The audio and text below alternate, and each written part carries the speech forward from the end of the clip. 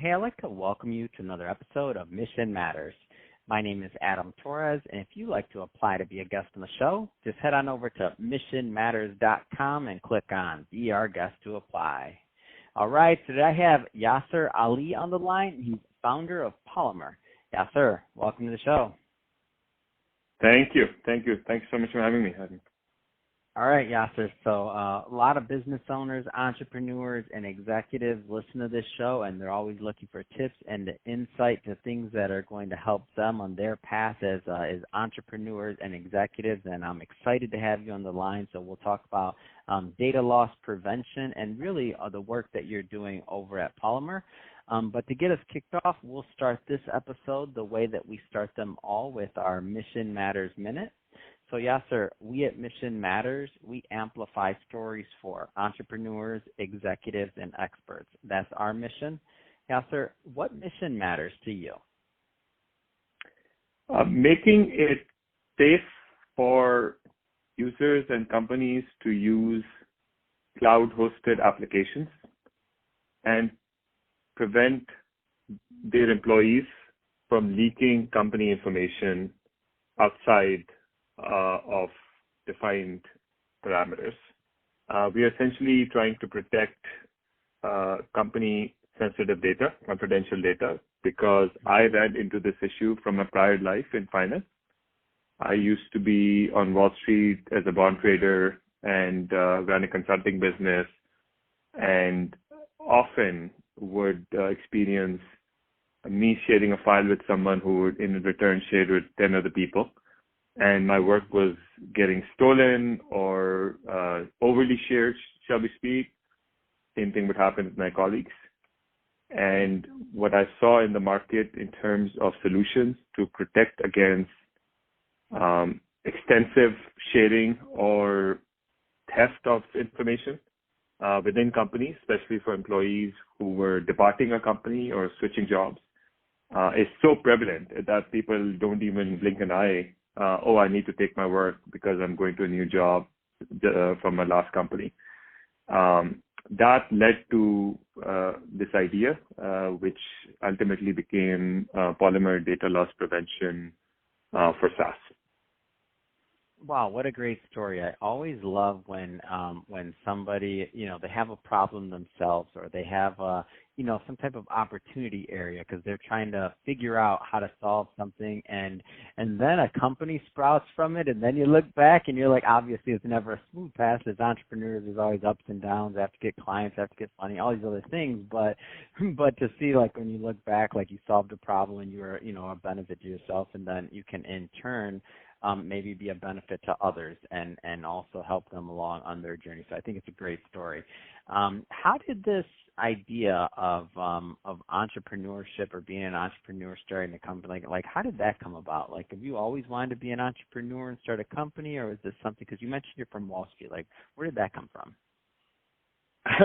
Not at all, actually. The goal graduating from college was 99-2000 era when we had the first internet bubble collapse.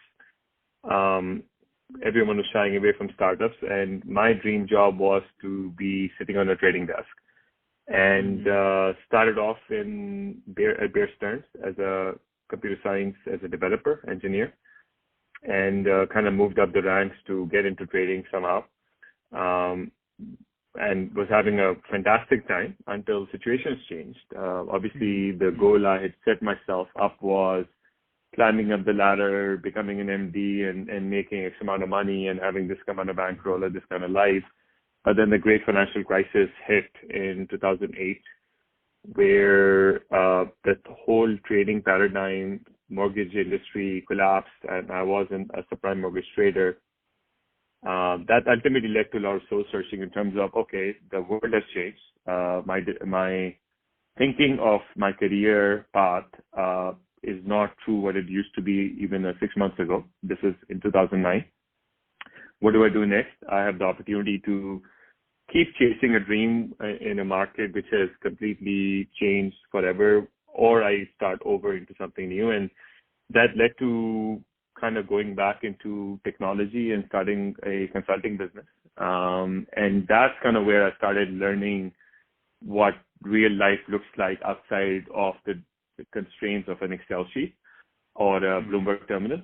That ultimately, I saw opportunities which seemed on the surface very easy to implement, learned a lot of hard lessons, got swindled, got cheated, lot of contracts, even after they were signed, got pulled. So lot of hard lessons, which ultimately made me more resilient, and the desire to kind of do something on my own and build something, a lasting business, became even stronger from this experience. Wow. And similar background we share. So my background's, I'm interested to hear your take on this question. So my background's in finance. I never thought I'd be a media guy. So when you say like you didn't expect this path, same here. Like I never thought I'd be in media or doing podcasts. That was never the plan. I didn't go to school for that. I started at my first firm when I was 16, working in the IRA department of a Raymond James branch in Michigan. And so like I thought I was going to be a finance guy through and then some things changed and I decided to go the media route. But I'm interested, and I know that like what my financial background has meant to operating and running a media company and some of the benefits, it's given me a different vantage point. I'm curious to hear your answer on this question. So how is your finance background, like how's that relevant to what you're doing in information security? Like how does that help? Yeah, no, excellent question. And I see a lot of similarities in terms of when you're thinking about risk management, managing a portfolio of equities, stocks or bonds or derivatives or commodities, for example. One of the most important concepts you learn very early on in that journey is humbled by the markets, humbled by the uncertainty out there. There is never a 0 or 1. It's usually some shades of gray around how protected your position is or what are the chances of making money on a trade.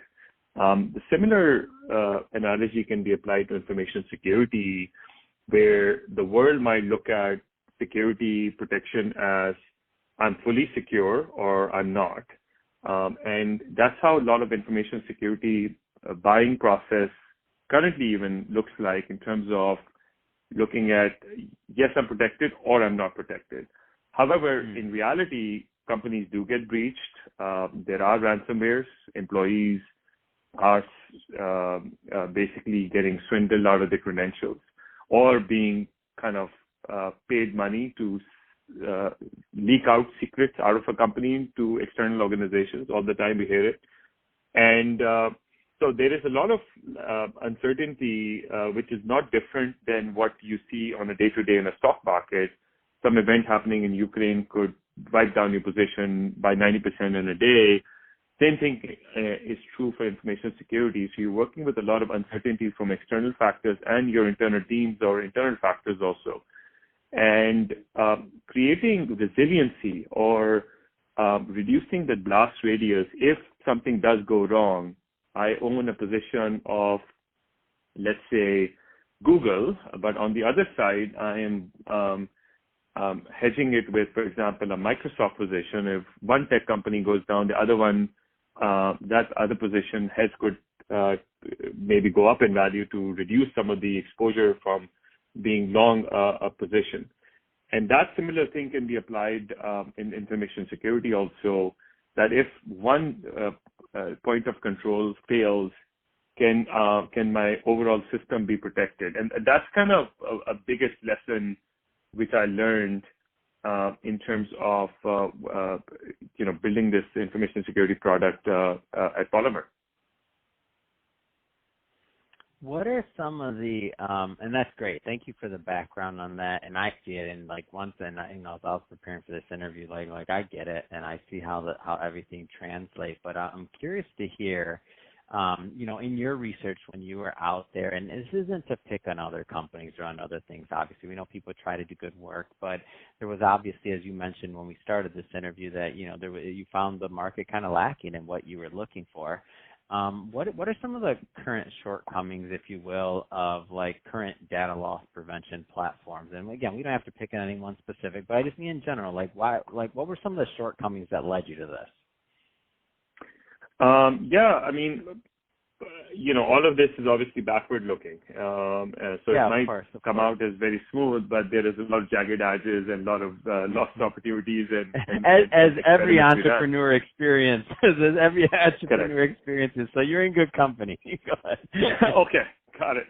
But the one thing, the big generation evolution which has taken place in technology has been moving from on-prem solutions where all your servers are sitting in your second floor and your business is running on the third floor, for example, and the firewalls can be literally like you can lock them down, and that if anything wants to share something with an email, you might get an alert as an information security professional that, hey, someone is sending a file.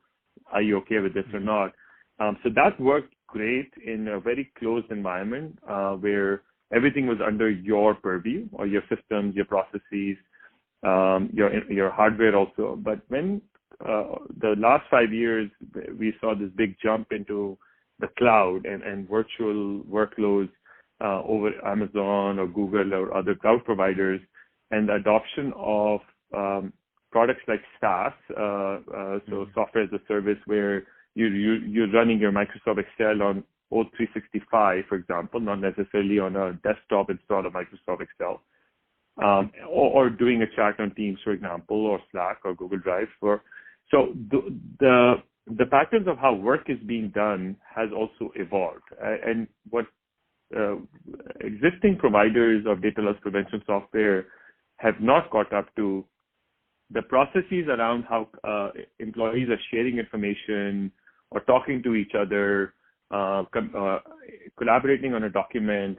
That whole process has changed, and the legacy solution provider just are not catered enough, or have not been built on a modern tech architecture to be able to reduce the risk of data being stolen or leaking from these modern collaborative workflows or SaaS platforms.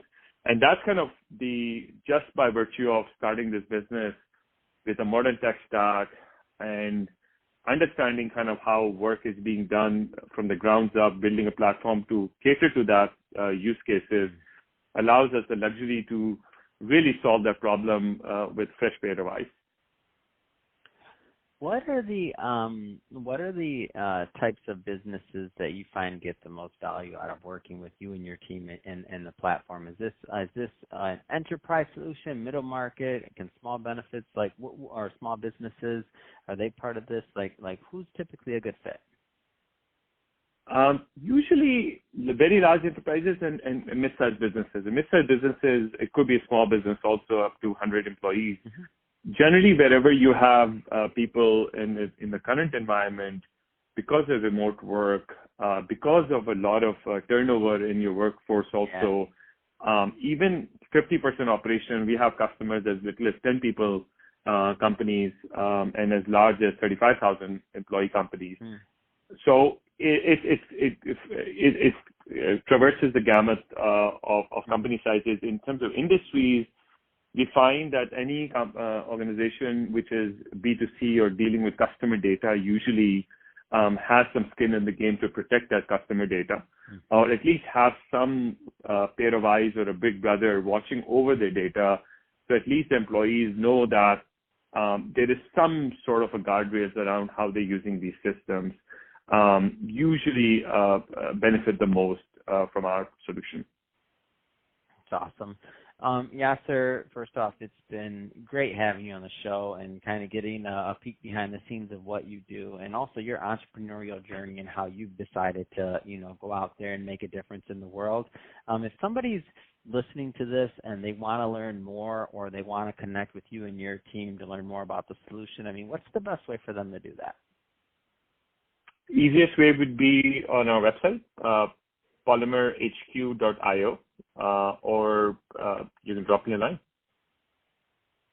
Fantastic. And for the audience, we'll put all that information in the show notes so that you can just click on the link and head right on over. And speaking of the audience, if this is your first time listening to a Mission Matters episode or connecting with the platform, we're all about bringing on mission-based entrepreneurs, executives, and experts and having them share their mission, why they do what they do, how they're doing it, and really what we can all learn from that so we can all grow together.